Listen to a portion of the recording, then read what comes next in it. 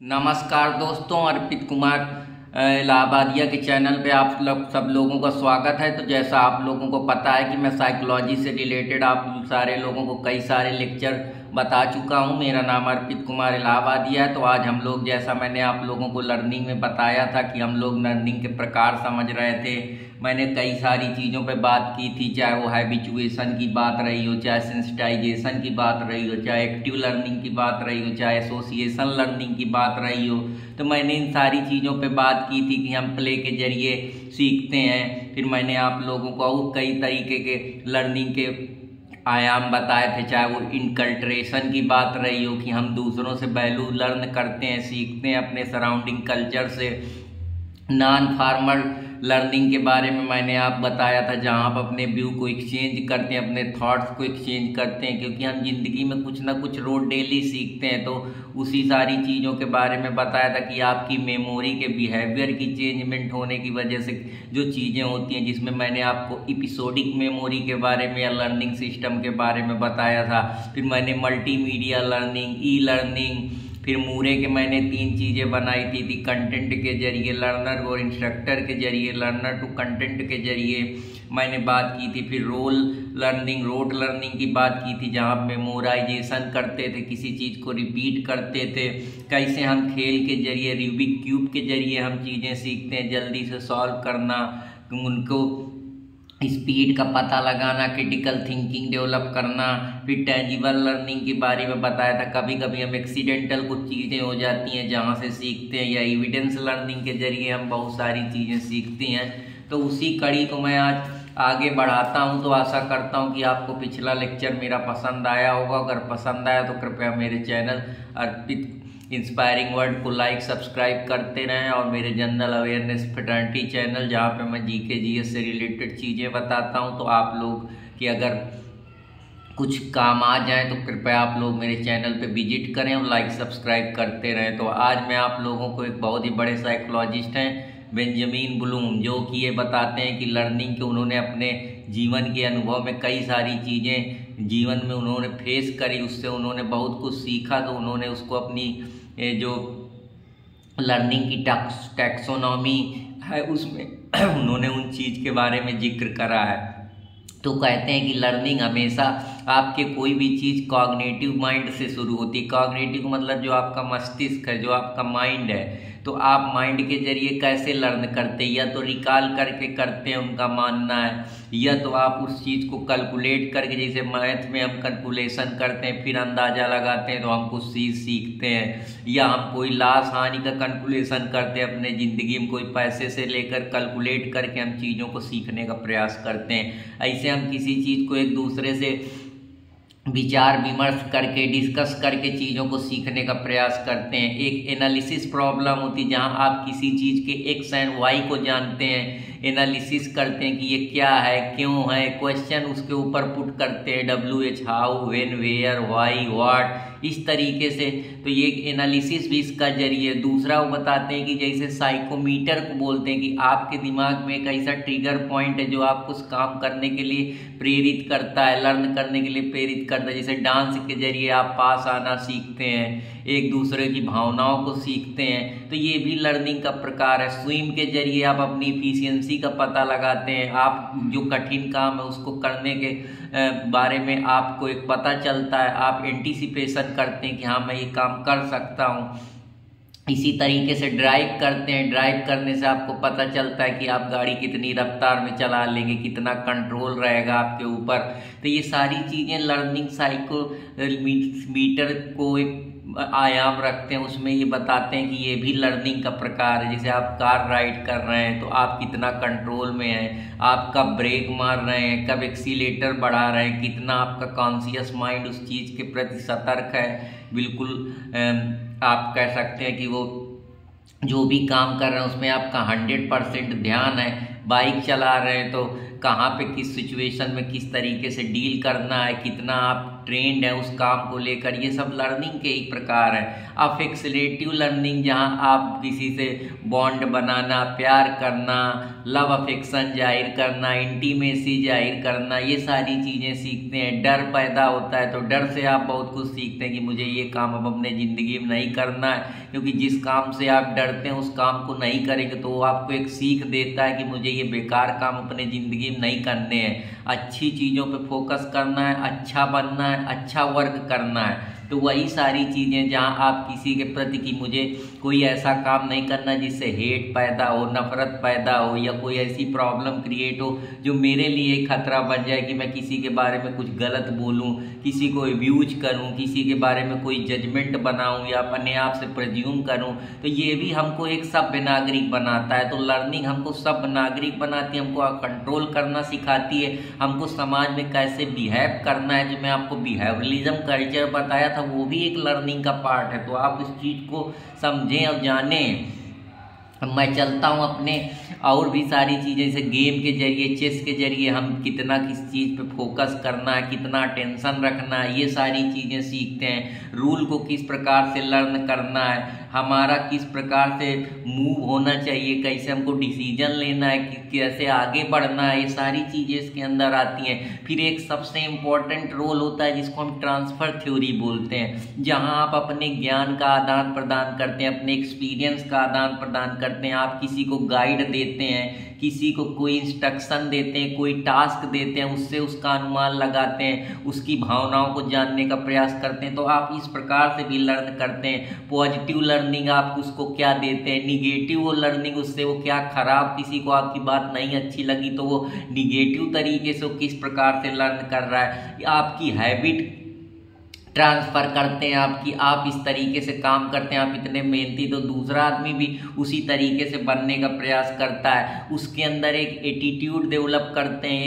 एक ऐसा एटीट्यूड जो उसको काम करने के लिए प्रेरित करता है, सीखने के लिए प्रेरित करता है, आगे बढ़ने के लिए प्रेरित करता है। तो ये भी इम्पोर्टेंट रोल है। किसी को आप जनरलाइज करते हैं कुछ काम करके कि यार ये इस काम पे बेहतर करेगा, जैसे अभी नया प्लेयर जायसवाल है तो रोहित शर्मा ने उसको टेस्ट करा कि बेहतर परफॉर्म करेगा, तो रोहित शर्मा एक तरीके से जनरलाइज कर रहा है। जैसे गौतम गंभीर ने सुनील नारायण को ओपनिंग करके एक अच्छा डिसीजन लिया। तो हम किसी चीज़ को पहले से जनरलाइज करते हैं। जनरलाइज का मतलब एक जनरल आउटलुक हम उस चीज़ के ऊपर बनाते हैं कि हम ये काम कर सकते हैं। उसी तरीके से असेसमेंट करना किसी चीज़ का, जैसे मैच से पहले रोहित शर्मा पिच का निरीक्षण करता है तो वो पता लगाता है, एसेस करता है उस चीज़ को कि यार ये पिच गीली है तो यहाँ मैं बैटिंग नहीं कर पाऊंगा। जैसे अभी जो मैच हुआ उसमें इंडिया कोलैप्स हो गई, तो लीडरशिप वही है जो कि अगर कमी है तो आगे आके अपनी बात रखे, डरे नहीं। लीडरशिप का मतलब होता है कि पूरी तरीके से निडर हो, वो डिसीजन मेकिंग में फियरलेस एटीट्यूड चाहिए। उसके लिए लीडर वही बनते हैं जिसके अंदर फियरलेस एटीट्यूड होता है कि मुझको करना है तो करना है, और वो चीज़ करना है जो सबके लिए सही है, जिसमें सबका भला है। कर भला तो हो भला वाली थिंकिंग यहाँ पे बहुत ज़रूरी है।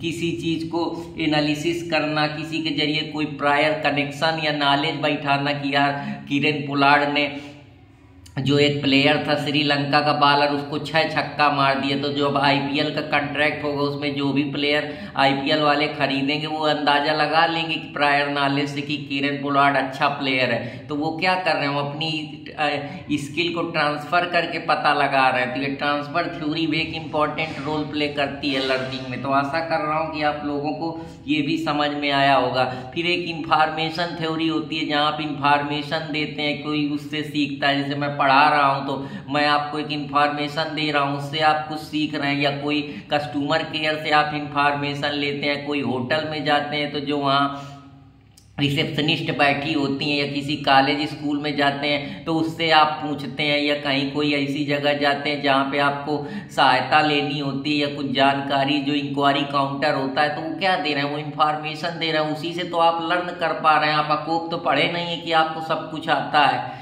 तो सब कोई सब कुछ नहीं जान सकता। इस संसार में जानने के लिए बहुत सारी चीज़ें हैं, तो हमको वही चीज़ें जाननी है जो हमारे काम की हैं। क्योंकि जिस सोसाइटी में आप रह रहे हैं, ज्ञान तो बिल्कुल बिखर रहा है। ज्ञान की कोई पराकाष्ठा नहीं है, ज्ञान असीमित है, अनंत है, इंडिफिनाइट है, उसका कोई मुकाबला ही नहीं है दुनिया में। लेकिन आपको वो चीज़ें पढ़नी है जो आपके काम की हैं। तो यहाँ पे मैं लर्निंग बता रहा हूँ, तो आप लर्निंग में सिर्फ किताब की लर्निंग नहीं, अपने आसपास की लर्निंग, लोगों की लर्निंग, सोसाइटी की लर्निंग, अपने परिवेश की लर्निंग, अपने सोशल इन्वायरमेंट की लर्निंग, ये सारी चीज़ें हैं।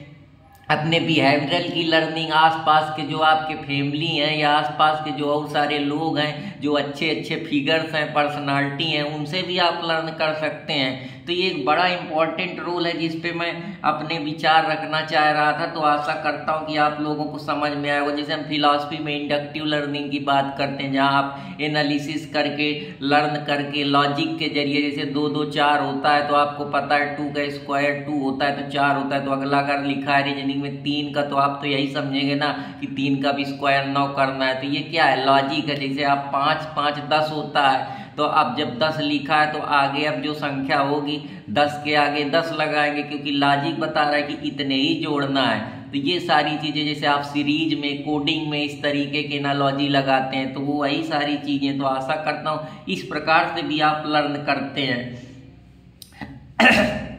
जैसे ऑस्कर रेजर एक इम्पॉर्टेंट एनालिसिस है, जहाँ वो फिलॉसिकल प्रॉब्लम को चैलेंज करते हैं। जैसे स्केप्टिज्म में लोग संदिग्ध की वजह से लर्न करते हैं, सीखते हैं, जानने का प्रयास करते हैं और नई नई चीज़ों की खोज करते हैं। तो लर्निंग का मतलब होता है किसी चीज़ को जानने की इच्छा, क्यूरियोसिटी, उसका व्हाट, वेयर, व्हेन, व्हाई का पता लगाना, अपनी आत्मा को संतुष्ट करना, वो सारी चीज़ें उसमें इम्पोर्टेंट रोल प्ले करती। जैसे सोलोमन की एक थ्योरी है जो कि मैथमेटिकल थ्योरी से रिलेटेड, जहाँ पे आप मैथमेटिकल लर्निंग, मैथमेटिकल फार्मूलेज, मैथमेटिकल जो आपका डेरिवेशन होता है या किसी फार्मूले को ड्राइव करना है या उसके पीछे का लॉजिक जानना है, तो वो भी एक इम्पॉर्टेंट रोल प्ले करता है। लेकिन ये सारे तो फैक्टर हैं जो मैं आप लोगों को पढ़ाया कि एसोसिएटिव लर्निंग हो गया, इकल्ट्रेशन हो गया, एपिसोडिक हो गया, एक खेल के जरिए हो गया, ये जितनी भी प्रकार से आप लर्निंग को एक्वायर करते हैं, इंफॉर्मेशन के जरिए हो गया,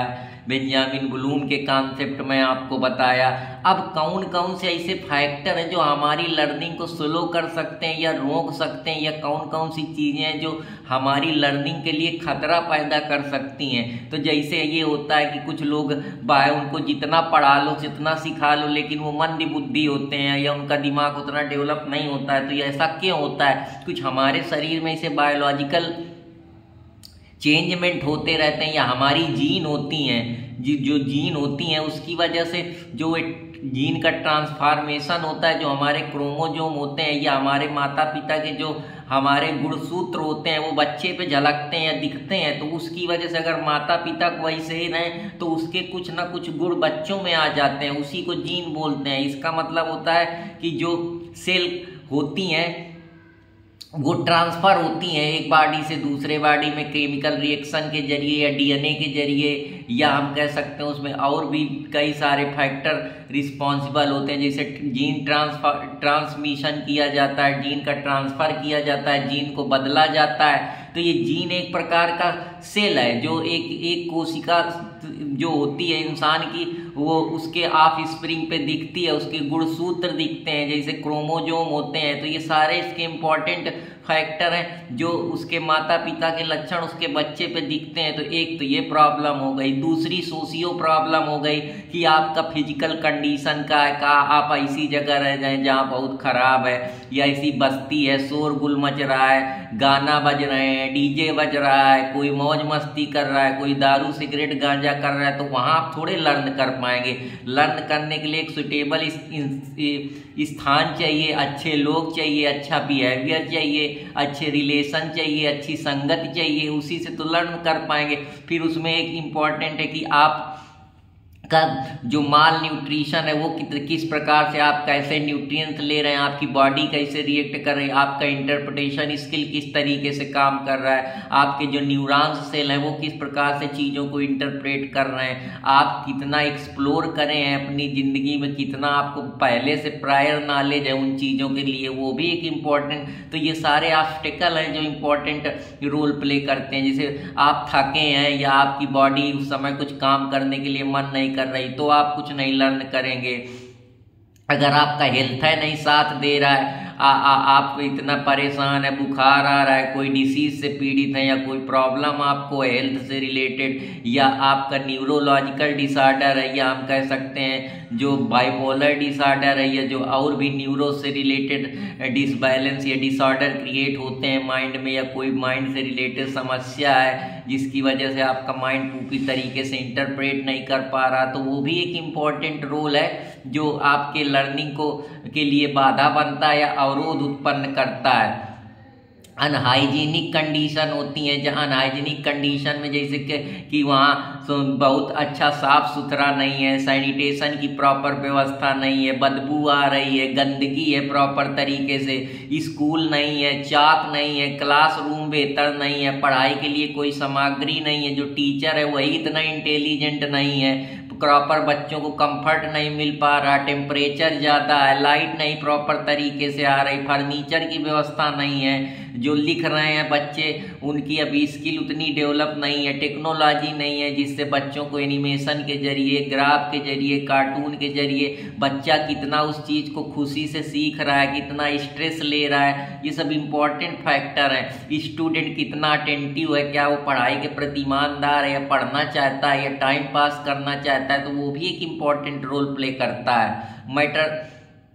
इसके बाद कितना मोटिवेशन है, वो क्यों पढ़ाई कर रहा है, उसका आगे का उद्देश्य क्या है, उसकी ज़िंदगी का गोल क्या है, शायद उसको पढ़ाई में मन ना लग रहा हो, या वो किसी और काम के प्रति मोटिवेटेड हो, शायद वो खेल में आगे जाना चाह रहा हो, या कुछ वो फिलोसफिकल दुनिया का ज्ञान लेना चाह रहा हो। तो लर्निंग का एक पर्टिकुलर डायमेंशन है कि उस डायमेंशन में वो सुटेबल कैंडिडेट है कि नहीं है, तो वो भी एक इम्पॉर्टेंट रोल प्ले करता है। फिर इसके बाद एटीट्यूड है कि आप उस चीज़ को कितना अंदर से एटीट्यूड आपका कैसा, आपका बिलीव कैसी है, आपकी डिजायर कैसी है, आपकी थिंकिंग कैसी है, आप किस तरीके से चीज़ों को सोचते हैं, पढ़ाई को लेकर आपका नज़रिया क्या है, आपकी पर्सनालिटी का आउटलुक क्या है, पर्सनालिटी हो गया, एटीट्यूड हो गया, अगर यही बेहतर नहीं होंगे, या आप इमोरल प्रकार के आदमी है, या आपका क्रिमिनल बिहेवियर है, या आप समाज के लिए एंटी सोशल एलिमेंट है, तो आप क्या ही लर्न करेंगे, आप निगेटिव लर्निंग करेंगे, पॉजिटिव तो करेंगे नहीं, तो वो भी एक अवरोधक क्षमता है। और जो तीसरी चीज़ है वो इमोशन है कि इंसान को अगर इमोशनली उस चीज़ से जोड़ा जाएगा, जैसे इमोशनल थ्योरी है जिसको हम अफेक्शनेट थ्योरी बोलते हैं, बड़े बड़े साइकोलॉजिस्ट बताते हैं कि ये थ्योरी बड़ी इंपॉर्टेंट है, चाहे लीडरशिप में हो, चाहे गेम में हो, चाहे टीचर स्टूडेंट का रिलेशन हो, चाहे बिजनेस में हो, ये थ्योरी का बड़ा इंपॉर्टेंट रोल है, चाहे किसी के बिहेवियर में हो, पर्सनालिटी में हो, किस तरीके से इमोशन के जरिए हम उसको बेहतर लर्न करा सकते हैं। जैसे डैनियल गोलमैन का व्यू है, जहाँ वो IQ को EQ से IQ को छोटा समझता है, वो कहता है इमोशनल क्वालिटी ज़्यादा इंपॉर्टेंट है, इमोशनल क्वालिटी अगर ज़्यादा बेहतर होगी तो IQ तो हम बच्चे के अंदर डेवलप ही कर देंगे, लेकिन अगर उसके अंदर इमोशनल क्वालिटी नहीं है, IQ बेहतर है, तो वो ज़रूरी नहीं कि बेहतर परफॉर्म करे, क्योंकि इमोशन पे आदमी कुछ भी कर देता है। देखते हैं नए नए बच्चे आजकल के 20-20, 30-30, 50-50 साल के लड़के लड़कियों के साथ ये जो इमोशनली कनेक्ट होते हैं, कैसे कनेक्ट होते हैं, ये जो सोशल रिलेशनशिप बनते हैं, इंटीमेसी बनती है, कैसे बनती हैं, सब इमोशन के जरिए ही तो हो रहा है। या कोई आसपास जो देखते हैं, कोई मूवी देख कितना इमोशनल हो जाता है, कोई किसी की कहानी सुन के उनके अंदर आंसुओं का अंबार फूट पड़ता है, तो ये सब कैसे हो रहा है। इसमें बड़े व्यू हैं, जैसे जेम्स लार्ज की थ्योरी है, कैनन बार्ड की थ्योरी है, एकमैन के 16 प्रिंसिपल हैं, और भी तमाम हैं, जैसे निकोजो के law of emotional law of attraction है, जहाँ इवेंट के जरिए हम चीज़ों को सीखते हैं, या हम हमारे शरीर में जो physical reaction, psychological response create होता है, उसकी वजह से इमोशन आते हैं। तो ये emotion social economic culture setting को देख के पैदा होते हैं, या हम कह सकते हैं जो मोटिवेशनल थ्योरी है, चाहे वो अब्राहम मास्लो की थ्योरी रही हो, या XY थ्योरी रही हो, या पुश पुल डिमांड मेथड रहा हो, ये भी एक इम्पॉर्टेंट रोल प्ले करता है। तो आशा करता हूँ कि आप लोगों को ये भी समझ में आएगी कितना आप उस चीज़ को रिटेन कर पा रहे हैं, कितनी आपकी एक्यूरेसी है, किस प्रकार का आप इंटरेस्ट ले रहे हैं, पढ़ाई के प्रति इंटरेस्ट है भी या नहीं है। तो ये लर्निंग के कुछ फैक्टर हैं जो इस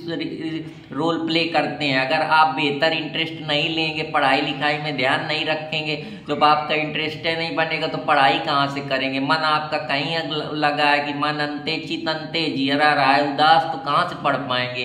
तो मोटिवेशन लर्निंग के लिए कई सारे फैक्टर हैं और ये सब जब आप साइकोलॉजी का कोई भी पेपर दें या कोई भी नोट्स बनाए तो जितनी मैं चीज़ें बता रहा हूँ इसको कृपया लिखते रहें, क्योंकि ये आपके दिमाग को बदल देंगी। क्योंकि इसके पहले जो भी मैंने लेक्चर पढ़ाए हैं वो कंटेंट मेरा एक जगह से प्रिपेयर किया नहीं है, 25-30 जगह से पढ़ने के बाद मैं आपको ये लेक्चर डिलीवर कर रहा हूँ और बहुत डिटेल में पढ़ा रहा हूँ। इतना डिटेल में कोई नहीं पढ़ाता है यूट्यूब में, पर मैं चाहता हूँ कि आप लोग पढ़ें और सराहें और मुझको भी आशीर्वाद देते रहें ताकि मैं आप लोगों को और बेहतर से बेहतर चीज़ें प्रोवाइड करता रहूँ।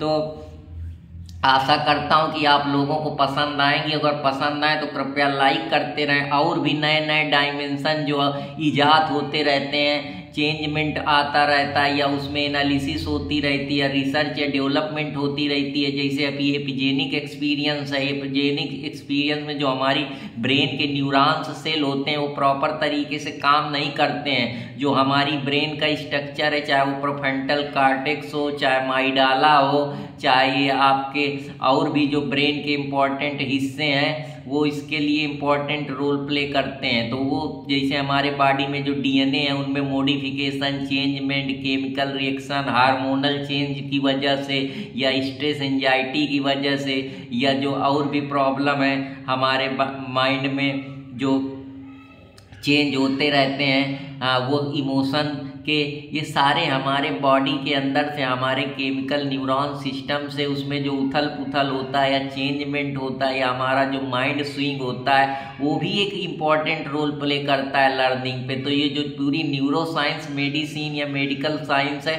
वो भी एक इम्पॉर्टेंट रोल प्ले करती है, जहाँ हमारी जीन में चेंजमेंट होता है, हमारा डीएनए रिपेयर प्रोसेस, ये सब इम्पॉर्टेंट रोल प्ले करते हैं जो हमारे माइंड के थॉट्स को अल्ट्रेशन लाते हैं, उसमें डिसइंटरेस्ट या इंटरेस्ट पैदा करते हैं। तो ये भी एक इम्पॉर्टेंट रोल प्ले करता है। जेनेटिक जनरल फैक्टर कुछ इम्पॉर्टेंट रोल प्ले करते हैं, जैसे कि आप प्रॉपर तरीके से एक्सरसाइज कैसे कर रहे हैं, कंजम्पशन किस प्रकार का फूड खा रहे हैं, फास्ट फूड वगैरह तो नहीं खा रहे हैं जिसकी वजह से आपकी जो माइंड है वो प्रॉपर तरीके से नहीं समझ पा रहा है या उसका पढ़ने का मन नहीं कर रहा है या माइंड उन चीज़ पे लर्निंग करने के लिए जागृत नहीं, या आप अंदर से अपने को फ्लेक्सिबल नहीं पा रहे हैं, थका थका महसूस कर रहे हैं, या कोई आप ऐसा केमिकल सब्सटेंस ले रहे हैं या ड्रग ले रहे हैं या अल्कोहल ले रहे हैं जो आपकी बॉडी को डायरेक्टली या इनडायरेक्टली प्रभावित कर रहा है, जिसकी वजह से आपका दिमाग उन चीज़ों पे नहीं जा रहा है, आप पढ़ाई के प्रति या लर्निंग आप नहीं ले रहे हैं, नहीं सीखना चाहते कुछ, या आपके माइंड में या आपके ब्रेन स्ट्रक्चर में कोई चेंजमेंट हुआ है या कोई केमिकल रिएक्शन हुआ है या कोई हार्मोनल चेंज हुए हैं, तो वो भी इम्पॉर्टेंट रोल प्ले करता है। या कोई आपको डिसीज हो गया है जो आपके न्यूरॉन्स सिस्टम को प्रभावित कर रहा है, जैसे अल्जाइमर डिसीज हो गया, या आप कैसे समाज में रह रहे हैं, वहाँ पॉल्यूशन तो नहीं है या वो सारी प्रॉब्लम तो नहीं फेस कर रहे हैं, स्लम पे तो नहीं रहे हैं, चोकिंग प्रॉब्लम तो नहीं है, क्लाइमेट चेंज वगैरह वाली हाई टेम्परेचर तो नहीं है, ये सारे इम्पोर्टेंट रोल हैं। वेस्ट का जो सिस्टम है उस कल्चर इन्वायरमेंट पे तो नहीं रहे हैं, कैसी सोसाइटी में रह रहे हैं और पढ़ाई लिखाई वाली जगह है या नहीं, या सिर्फ मौज मस्ती वाली जगह है, तो ये भी इम्पोर्टेंट रोल प्ले करता है। या आपकी जो मेमोरी है वो बूढ़ी हो गई है, आपको इंसोमानिया जैसी प्रॉब्लम हो गई या लॉस ऑफ मेमोरी हो गई है, तो वो भी एक इम्पॉर्टेंट रोल प्ले करता है। तो यहाँ पे मेडिकल साइंस भी एक इम्पॉर्टेंट रोल प्ले करती है। तो आशा करता हूँ कि आप लोगों को ये समझ में आया होगा। अब हमने बहुत सारी रिसर्च के बाद पता चला कि ये जो लर्निंग है वो हम ही नहीं करते हैं, ये इंसान भी करते हैं, एनिमल्स भी करते हैं, इवन प्लांट भी करते हैं। प्लांट बिहेवियर के जो एक साइकोलॉजिस्ट हैं मोनिका गैग्लियानो, जो ऑस्ट्रेलिया के प्रोफेसर हैं, पादप विज्ञान के, जियोलॉजी के, उन्होंने पी पे एक्सपेरिमेंट करा और ये पाया कि जो ये हाई एल्टीट्यूड में है इसके चांस ज़्यादा है कि ये ग्रो होगा और ये कूलर जगह में ज़्यादा पैदावार होगी, और जो यहाँ पे होगा वहाँ उसकी जो लीफ है उसकी ओपनिंग और क्लोजिंग होती रहेगी और ये वहाँ पे ज़्यादा इस पे इम्पैक्ट देखने को मिलेगा या चेंज देखने को मिलेगा जहाँ पे बायो एक्टिव सब्सटेंसेज होंगे, ऐसे सब्सटेंस होंगे जो पूरी तरीके से जीवन को जीने के लिए एक्टिव है या उसको बढ़ावा दे रहे हैं, जो मरे नहीं है, जिसकी वजह से लाइफ जो जीवन है हमारा वो आगे बढ़ेगा, वो एक्टिव ऐसे है जिसकी वजह से उसमें फर्टिलाइजेशन प्रोसेस बेहतर होगा। तो आशा करता हूँ कि आप लोगों को ये भी समझ में आया होगा। आजकल आप आर्टिफिशियल इंटेलिजेंस की दुनिया में जी रहे हैं, जहाँ आप ब्लॉकचेन टेक्नोलॉजी की बात हो गया, डाटा साइंस की बात हो गया, मशीन लर्निंग की बात हो गई, या डाटा एनालिसिस की बात हो गई, या सेंसर टेक्नोलॉजी की बात हो गई, या रिबोट टेक्नोलॉजी की बात हो गई, या डीप फेक टेक्नोलॉजी की बात हो गई, या आप कह सकते हैं और भी लर्निंग के इम्पॉर्टेंट आयाम है, जैसे कि आप सोशलाइजेशन के जरिए लर्न करते हैं अपने आसपास पीयर फैमिली ग्रुप से, स्टेट से, इंस्टीट्यूशन से, प्रॉपर कुछ एजेंसियां हैं उनसे, इपिस्टिमोलॉजी जो फिजिक्स फिलॉसफी का होता है जहां आप ज्ञान शास्त्र के जरिए अपने प्रमाण के जरिए नॉलेज एक्वायर करते हैं, स्क्रिप्चर से एक्वायर करते हैं, और छोटे मोटे सब्सटेंस है महात्मा मुनियों ज्ञानियों से, स्क्रिप्चर से, और जो किताबें हैं उनसे सीखते हैं। तो ये सब इम्पोर्टेंट रोल प्ले करते हैं। लर्निंग साइको एक इम्पॉर्टेंट चीज़ है, क्रिटिकल थ्योरी ऑफ लर्निंग जहाँ आप क्रिटिकल दोनों का पॉजिटिव निगेटिव लर्निंग करते हैं, लाइफ से लॉन्ग जर्नी जहाँ आप अपनी पूरी ज़िंदगी में चीज़ें लर्न करते हैं। तो आशा करता हूँ कि आप लोगों को ये भी समझ में आया होगा। अब कुछ बड़े बड़े साइकोलॉजिस्ट पैदा हुए, बड़े बड़े थिंकर पैदा हुए जिन्होंने इसमें अपना समय दिया, गहन अध्ययन किया, जानकारी अर्जित करी।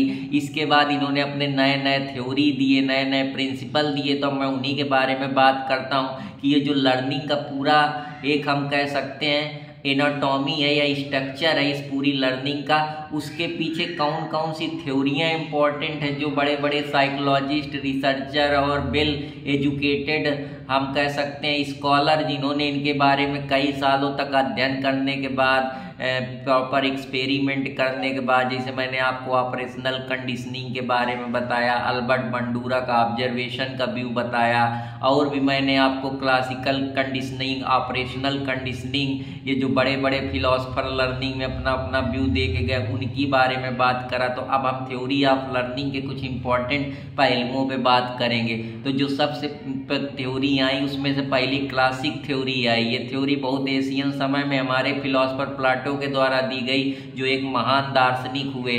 428 BC में थ्योरी कहती है कि इंसान की लर्न जो करता है तो करता ही है, लेकिन कुछ लर्निंग वो जब पैदा होता है तो उसके बर्थ के समय से ही होती है, लेकिन जैसे जैसे उसकी मेमोरी वो आसपास देखती है, रिकलेक्ट करती है, थॉट्स करती है, तो वो बहुत सारी चीज़ों के कम्बिनेशन के जरिए लर्न करता है। तो उन्होंने इसको क्लासिफाइड थ्योरी का नाम दिया। उन्होंने कहा कि हमारे दिमाग में ऑलरेडी नॉलेज भरा हुआ है, जब हम अपने पास अनुभव करते हैं, जैसे हमको कोई चीज़ दिखती है तो हम पहले उस चीज़ को देखने के बाद तुरंत हमारे बॉडी के जो न्यूरॉन्स होते हैं वो तुरंत सिग्नल माइंड को भेजते हैं और हम तुरंत उस चीज़ पे एसोसिएशन बनाने लगते हैं। जो हमने एसोसिएशन की बात आप लोगों को लर्निंग में बताई, तो वो एसोसिएशन के जरिए हमारे बॉडी में, इसका मतलब पहले से ही हमारे जो सेल्स हैं उनको कुछ ना कुछ पता है। जो हमारा ये सेंसिंग ऑब्जर्वेशन है, जो हमारा साइकोलॉजिकल या हमारा न्यूरॉन्स नर्वस सिस्टम है, इसको वो चीज़ें पता है, तो जिसकी वजह से वो चीज़ों को